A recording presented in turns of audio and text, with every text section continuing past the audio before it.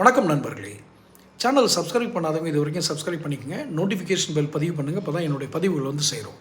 கடந்த சில வருடங்களுக்கு முன்னால் வெளியான ரமணா அப்படிங்கிற படம் நடிகர் விஜயகாந்த் நடித்த படம். எல்லோரும் பார்த்துப்பீங்க. மறைந்த நடிகர் விஜயகாந்த் நடித்த படம். ஒரு அரசு சார் நிறுவனங்களில், அரசு சார்ந்த அமைச்சகங்களில், அமைப்புகளில் என்னென்ன ஊழல்கள் நடைபெற்று எத்தனை உயிர்கள் பலியானது என்ற, எத்தனை குடும்பங்கள் அதனால் பாலானது என்பது குறித்து விளக்கக்கூடிய சாராம்சம் கொண்ட ஒரு படம் தான் ரமணா படம். அந்த படப்பாணியில் இப்போ ஒரு சம்பவம் நடந்திருப்பதாக சந்தேகங்கள் எழுகிறது. யார் மீது? தமிழக அரசின் மீது. பதில் சொல்ல வேண்டிய அமைச்சர்கள் சேகர் பாபு, பொன்முடி, டிஆர்பி ராஜா, தங்கம் தென்னரசு என்று இந்த அமைச்சர்களுடைய பெயர்களெல்லாம் இதில் வருகிறது. கிட்டத்தட்ட 200 கோடி ரூபாய் இதில் லஞ்சம் பெறப்பட்டிருக்கலாம் என்ற சந்தேகங்களும் எழுப்புகிறார்கள். யார்? அறப்போர் இயக்கம்.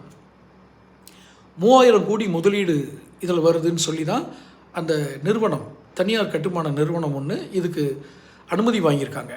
இதில் பள்ளிக்கரணை சதுப்பு நிலத்தில் கட்டுறதுக்கு. இது சதுப்பு நிலம் பக்கத்திலே வரல அப்படின்னு சொல்லி கிளியரன்ஸ் கொடுத்தது சுற்றுப்புற சூழல் அமைச்சகம், சிஎம்டிஏ அனுமதி கொடுத்தது சிஎம்டிஏ. இதெல்லாம் எப்படி நடந்தது? எத்தனையோ உத்தரவுகள் இருக்கிறது, எத்தனையோ அரசு உத்தரவுகள் அதில் இருக்கிறது. இதையெல்லாம் மீறி அந்த இடத்தில் சதுப்பு நிலத்தில் வீடுகளை கட்டுவதற்கு யார் அனுமதி கொடுத்தது? முதல்வரின் கவனத்திற்கு தெரியாமலே இது நடந்திருந்தால் இப்போதாவது முதல்வர் விழித்து கொள்வாரா? விழித்து கொண்டு இதுக்கு பதில் சொல்லணும். இதை கேன்சல் பண்ணணும். உண்மையாக இருந்தால், இந்த குற்றச்சாட்டுகள்லாம் உண்மையாக இருந்தால் கேன்சல் பண்ணணும். இதே இந்த ரமணா படம் மாதிரியே இதுலேயும் நடந்துச்சுன்னா எப்படி சினிமா எடுத்தாங்களோ அது மாதிரி தான் இதில் நடக்குது. ஒவ்வொரு அரசு துறை மீதும் இதில் குற்றச்சாட்டு இருக்கிறது.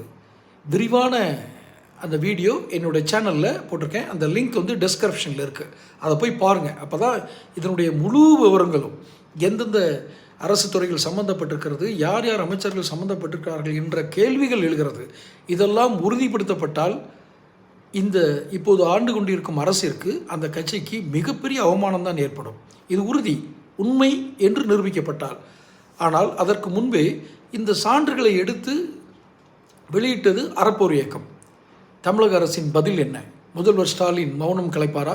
தொடர்ந்து பேசுவோம். சேனல் சப்ஸ்கிரைப் பண்ணுங்கள், நோட்டிஃபிகேஷன் பெல் பதிவு பண்ணுங்கள். அடுத்தடுத்து பேசுவோம். நன்றி.